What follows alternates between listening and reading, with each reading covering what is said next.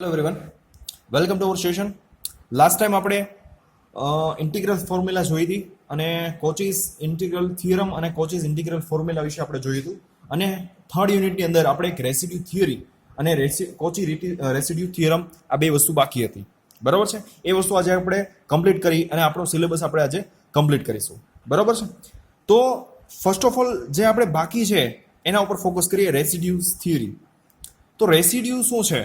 બરોબર છે? Residue that means કે આપણે એને બહુ દેશી ભાષામાં એને આડ પેદાશો એવું કહીએ છીએ. બરોબર છે? તો આમ પ્રોફેશનલ એનો જો મિનિંગ કરવા જઈએ, બરોબર છે, તો એવું થાય કે ડાયરેક્ટલી આપણે વિધાઉટ એની પ્રોસેસ, બરોબર છે, આફ્ટર પ્રોસેસ અથવા તો આપણે કહી દઈએ કે આફ્ટર પ્રોસેસ જે ફાઇનલ તમને આન્સર મળે છે એ ડાયરેક્ટલી ક્યારે આપણે કઈ રીતે અચીવ કરી શકીએ, તો દેટ મીન્સ આપણે એને રેસિડ્યુઝ કહી શકીએ. સો રેસિડ્યુઝ થિયરીઝ આપણે અહીંયા ટોટલ 3 ટાઈપ્સ જે છે, બરોબર છે, એ જોવાના છે. હવે રેસિડ્યુ જે છે એમાં આપણે 3 ટાઈપ જોશું. એક્ઝામ્પલ ટાઈપ 1, ટાઈપ 2 અને ટાઈપ 3.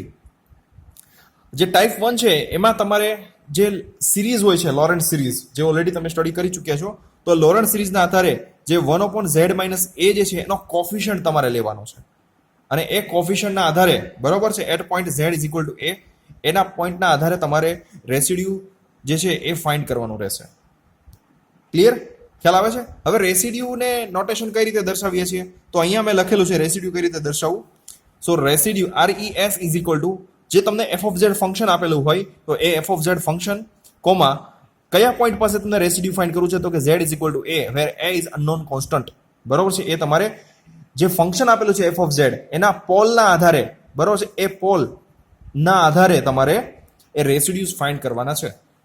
ક્લિયર? તો પહેલા ટાઈપ 1 જોઈ લઈએ આપણે. ટાઈપ 1 જે છે રેસિડ્યુઝ કઈ રીતે ફાઇન્ડ કરવું? The coefficient of 1/z-a in the Laurent series, બરોબર છે, in the Laurent series expansion of f of z is known as residue of f of z at z is equal to a. Clear? જેમ જેમ આપણે આના related example આવશે ત્યારે આપણે આ વસ્તુ ક્લિયર થશે ટાઈપ 1 ના આધારે, ટાઈપ 2 ના આધારે અને ટાઈપ 3 ના આધારે. બરોબર છે? એના અકોર્ડિંગ ટુ મેં અહીંયા એક્ઝામ્પલ સેટ કરેલા છે, સો don't worry about that. Clear? તો હવે જ્યારે આપણે રેસિડ્યુઝ ફાઇન્ડ કરતા હોય, બરોબર છે, તો લોરેન્ટ સિરીઝ કોફિશિયન્ટ શું કઈ રીતે મળે તમને?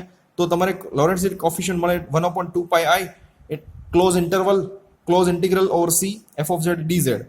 ક્લિયર? સો 2πi અને લોરેન્ટ સિરીઝ કોફિશિયન્ટ. બરોબર છે? તો આ જે તમારું રેસિડ્યુઝ જે છે એ મળશે 2πi Laurent series coefficient. Clear? Coefficient of 1/z-a. ઘણી વાર એવું થાય 1/z પણ હોય, તો 1/z that means કે z minus 0. So that is your coefficient of Lorentz series. Clear? Type 2 ની અંદર આપણે જે જોશું, બરોબર છે, so residue at simple pole. Simple pole પાસે મતલબ કે ટાઈપ 2 પાસે આપણે જે રેસિડ્યુઝ જોવાના છે એ કઈ રીતે છે? સો if f of z has simple pole at z is equal to a, then residue res of f of z at pole z is equal to a. શું વચાય એને? Residue of f of z at pole z is equal to a is equal to limit z tends to a, z minus a into f of z. ક્લિયર? So હવે અહીંયા તમારી પાસે માની લ્યો કે અહીંયા f of z આપેલું છે z upon z minus 1, z minus 2 બને છે. બરોબર? બંનેના ઓર્ડર શું છે અથવા તો પાવર શું છે? 1 અને 1. બંનેના પાવર છે એ 1 અને 1 હોય તો એના માટેની સિમ્પલ પોલ. જુઓ અહીંયા તમને સિમ્પલ પોલની વાત છે, મતલબ કે એનો જે પાવર છે ઓલવેઝ 1 હોય અથવા તો યુનિટ હોય. બરોબર છે? તો ત્યારે આપણે આ પ્રોસેસ, આપણે આ ફોર્મ્યુલા જે છે એ લેવાની છે. Third type 3. ટાઈપ 3 ની અંદર શું કે છે? Residue at pole of order. જુઓ, પોલ ઓફ ઓર્ડર m, મતલબ કે તમને જે રેસિડ્યુઝ આપેલું હોય, બરોબર, ફંક્શન f of z આપેલું હોય, એમાં પોલમાં જે પાવર આપેલો હોય, બરોબર છે, જે z minus whole raised to 3, z minus whole raised to 2, તો આ છે તમારો ઓર્ડર થયો. તો જો તમને હવે ઓર્ડર વાળી ટર્મ આપેલી હોય ત્યારે એમનું રેસિડ્યુઝ કઈ રીતે ફાઇન્ડ કરવું, તો એની ફોર્મ્યુલા લખેલી છે. Residues of f of z at pole z is equal to a 1/m-1 factorial, where m is what? That is order of pole. Limit z tends to a. Derivative, હવે જુઓ ડેરિવેટિવનો order પણ આપેલો set કરેલો છે, dm-1 upon dzm-1.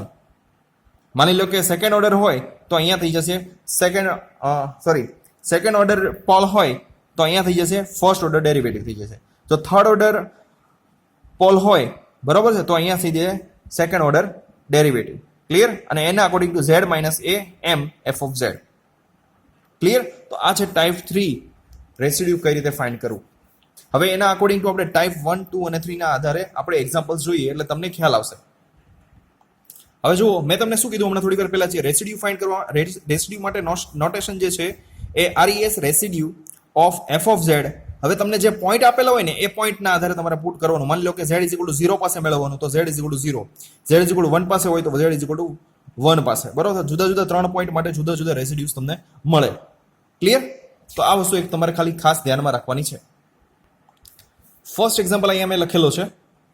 સો એની definition છે આ રીતે: integrate the function f of z is equal to z raise to -4 sin z counter clockwise around the unit circle C.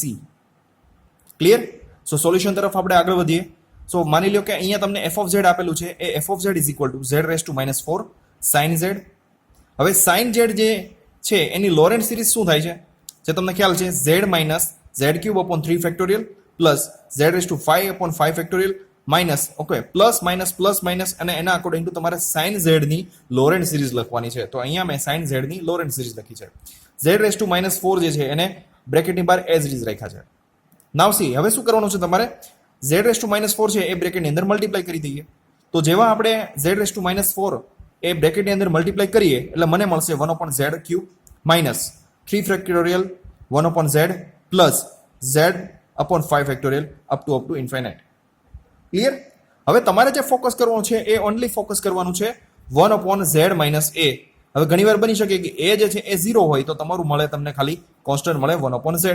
તો અહીંયા તમને 1/z નો કોફિશિયન્ટ કઈ જોવા મળે છે? યસ, જોવા મળે છે. જુઓ, મેં અહીંયા ગુલાબી માર્કરથી મેં સર્કલ કરેલું છે. 1/z નો કોફિશિયન્ટ મને મળે છે -1/3 ફેક્ટોરિયલ. તો તમારે ખાલી હવે એના ઉપર જ ફોકસ કરવાનું છે. સો નાવ હવે આપણે ઇન્ટિગ્રેશન કરીએ.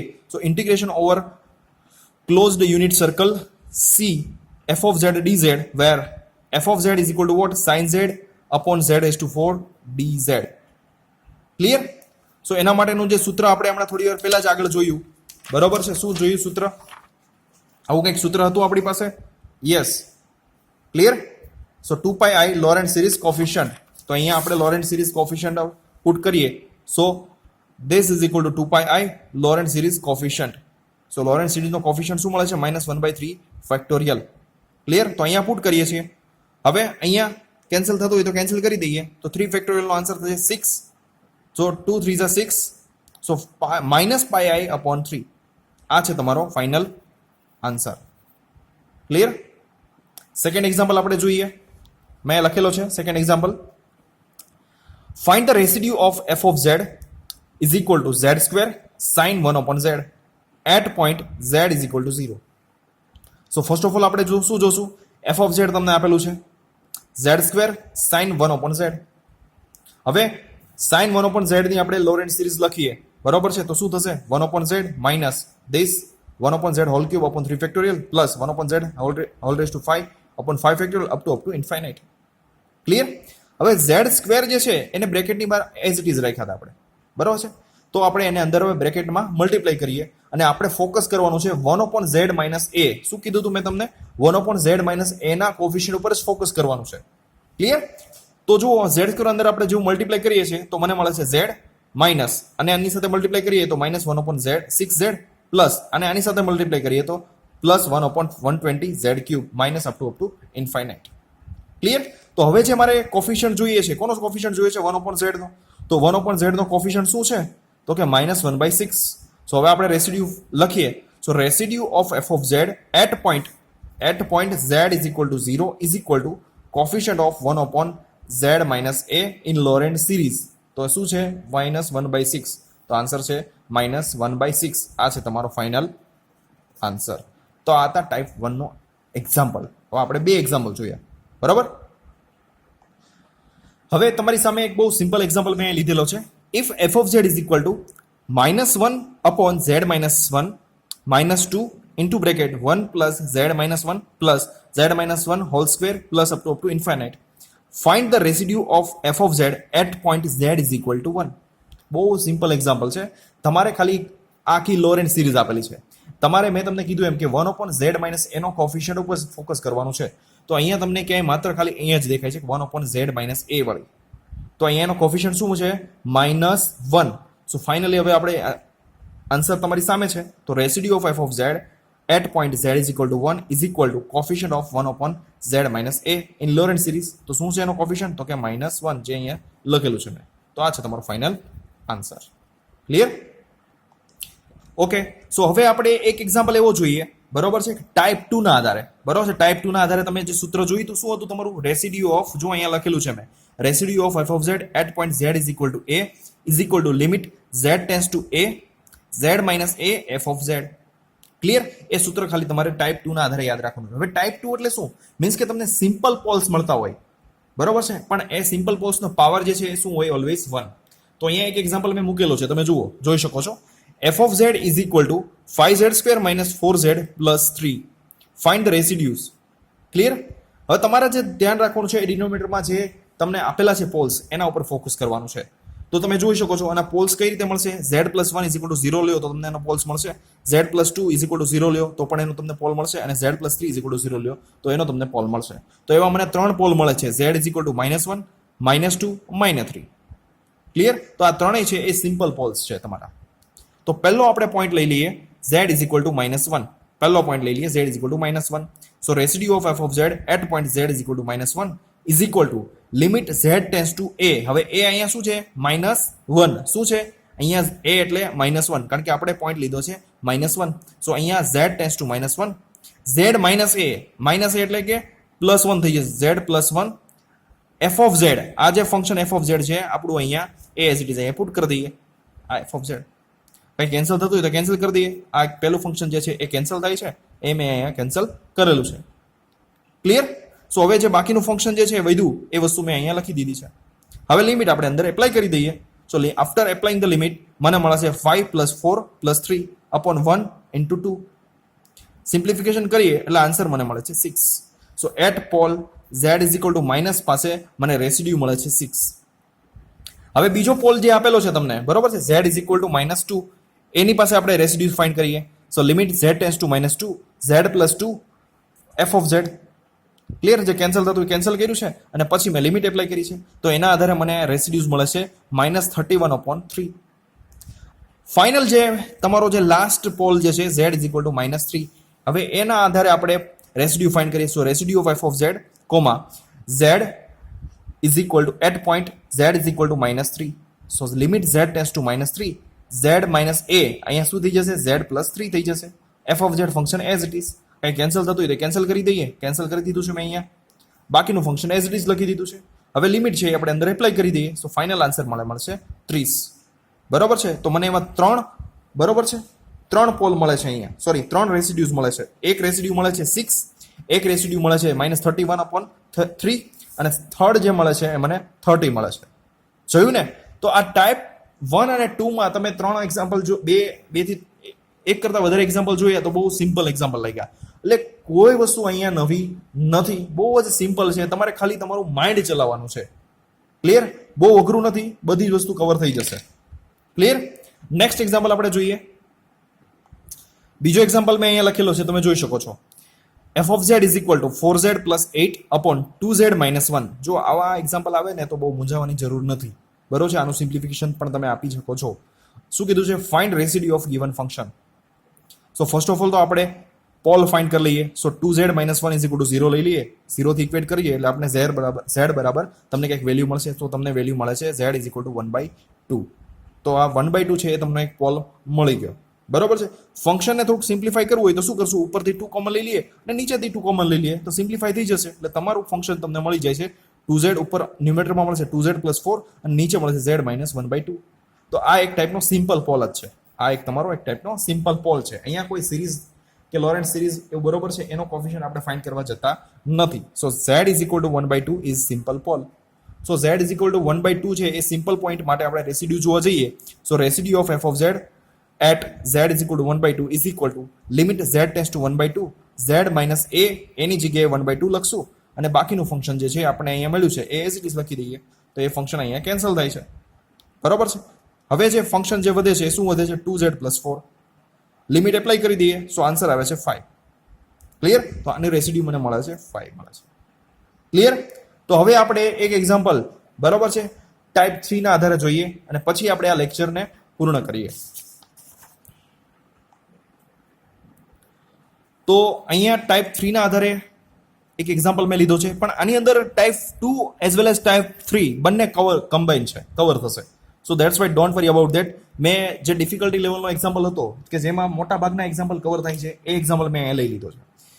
તો અહીંયા જોયો જોઈએ ડેફિનેશન એવું કહે છે, find the residue of the function F of Z, find the residue of function F of Z is equal two z² minus 2z, z² minus 2z upon z plus 1 whole raised to 2 into z² plus 4 at each of its pole. At each of its pole. હવે તમે જુઓ અહીંયા જે pole જે છે એનો order શું છે? m, that is 2. શું છે? that is 2. અને બીજો જે ફંક્શન આપેલું છે એ થોડું કટપટું છે, તો z² plus 4. તો એના હું બે પાર્ટ લઈ શકું? જુઓ જોઈએ, z plus 2i into z minus 2i લઈ શકું? ઓબ્વિયસલી લઈ શકું. ખ્યાલ આવે છે? z² plus 4 ના આપણે બે પાર્ટીશન લઈ શકીએ. કોમ્પ્લેક્સમાં અત્યારે કોમ્પ્લેક્સ ઓબ્વિયસલી ચાલે છે, તો z plus 2i ને z minus 2i, તો એના મેં બે પોર્શન લઈ લીધા, બે ફેક્ટર લઈ લીધા. પણ z plus 1 whole raised to 2 જે છે એનો પાવર તો છે m છે. તો આ જે છે at point z is equal to minus 2i, અહીંયા મને એક પોલ મળે છે z is equal to minus 2i, અને આ પાસે મને એક પોલ મળે છે z is equal to 2i. બરોબર છે? તો આ પોઈન્ટ પાસે z is equal to minus 2i અને z is equal to 2i પાસે આ સિમ્પલ પોલ્સ છે, તો એ ટાઈપ 2 ના આધારે સોલ્વ થશે. પણ z is equal to minus 1, અહીંયા આપણે 0 થી ઇક્વેટ કરશું એટલે -1 મળશે. તો અહીંયા z is equal to -1 પાસે આ પોલ જે છે એનો ઓર્ડર છે મને 2 મળે છે, that is m. સો આ જે છે એ ટાઈપ 3 ના આધારે સોલ્વ થશે. બરોબર છે? બંને એક પછી એક આપણે સોલ્વ કરીએ અને જોઈએ આપણે કઈ રીતે આન્સર મળે છે. તો પહેલા આપણે બે પોઈન્ટ લઈ લઈએ, -2i અને +2i. બરોબર છે? તો અહીંયા મેં પહેલો પોઈન્ટ લીધો છે એ +2i નો લીધેલો છે. So residue of f of z at point z is equal to 2i. So limit z tends to 2i, z minus a. So a શું છે? 2i, તો z minus 2i. Function f of z છે એ as it is લખી દઉં છું અહીંયા. તો કંઈ કેન્સલ થતું એ કેન્સલ કરી દીધું મેં. સો ફાઇનલ મને જે મળે છે એ આ મળે છે, limit z tends to 2i, z minus 2 upon z plus 1 whole square z plus 2i. Limit હવે અંદર એપ્લાય કરી દઈએ. આફ્ટર એપ્લાઇંગ ધ લિમિટ જ્યાં પણ z છે ત્યાં હું 2i પુટ કરું છું. બરોબર છે? તો 2i minus 2, 2i plus 1 whole square, 2i plus 2i. બરોબર છે? સિમ્પ્લિફિકેશન આપી દઉં હું અહીંયા, તો મને આવું કંઈક મળે છે 4i² minus 4i upon 4i² plus 4i plus 1 into 4i. હવે તમે બધા જાણો છો કે i² is equal to -1 થાય. પુટ કરીએ આપણે, તો ફાઇનલી સિમ્પ્લિફિકેશન આપ્યા પછી, આનું સિમ્પ્લિફિકેશન આપ્યા પછી -4 minus 4i, અહીંયા -4 plus 4i plus 1 4i. પાછું અંદર મલ્ટીપ્લાય કરીએ એટલે ફરીથી પાછું i² ની જગ્યાએ તમારે -1 પુટ કરવાનું થશે અને ફાઇનલી તમને આવું કંઈક સોલ્યુશન મળે છે. હવે આવું સોલ્યુશન આપણે દૂર કરવા માટે આપણે શું લઈએ છીએ? અનુબદ્ધ કરણી અથવા તો કોન્જ્યુગેટ લઈએ છીએ. બરોબર છે? તો માય મિસ્ટેક, કરણી લઈએ છીએ, રેશનલાઇઝેશન લઈએ છીએ. સો રેશનલાઇઝેશન લીધું આપણે એટલે મને ફાઇનલ જે આન્સર મળે છે એ 1 + 7 upon 25 આવો કંઈક મળે છે. એ પણ કોની રેસિડ્યુ મળે છે? એ at point z is equal to 2i પાસે મને રેસિડ્યુ મળે છે. બરોબર? ટાઈપ 2 ના આધારે મળે છે. હજી જો આપણે ટાઈપ 2 માં છીએ, ટાઈપ 3 હમણાં આપણે ફાઇન્ડ કરવા જઈ રહ્યા છીએ.